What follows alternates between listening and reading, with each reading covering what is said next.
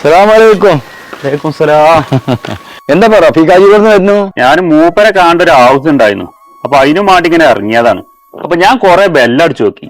ഈ ഗേറ്റ് തുറന്നിട്ടേക്കണു, ആരും കാണുന്നില്ല അവിടെ. മൂപ്പരെ പെരുന്നാൾ കഴിഞ്ഞ ദിവസേ കുടുംബസമേതം ദുബായിക്ക് പോയിക്കണു കുട്ടികളൊക്കെ ഏറ്റ്. എന്തിനു മൂപ്പരെ കാണേണ്ട ആവശ്യം? മൂപ്പരെ കാണേണ്ട ആവശ്യേ പെണ്ണുങ്ങളെ ചെക്കപ്പിനും വേണ്ടിട്ട് കുറച്ച് പൈസന്റെ ഒരു ആവശ്യം ഉണ്ടായിരുന്നു.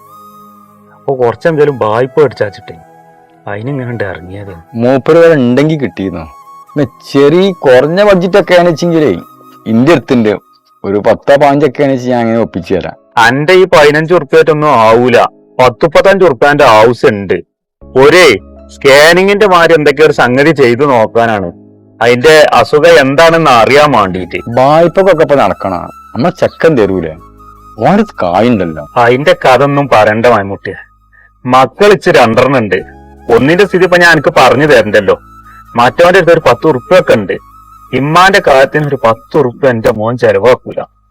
ഓന് എന്താന്നാവോ, ആർക്കാണ് ഈ ഒരു കൂട്ടി ഉണ്ടാക്കേണ്ടതെന്നാവോ. ഞാൻ കുറെ പറഞ്ഞു നോക്കിയതാണ്. ഞാൻ അത്ര തന്നില്ല എത്ര തന്നില്ലാണ് കുറെ കണക്ക് പറയും. അല്ലാതെ ഒരു ഉറുപ്പ്യ ഓന്റെ കൈക്കൊന്നും കിട്ടിയിട്ടില്ല.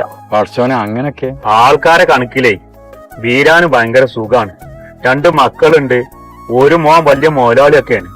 എന്റെ മക്കളെ കൊണ്ട് ഒരു ഉപകാരം ഇതുവരെ ഉണ്ടായിട്ടില്ല.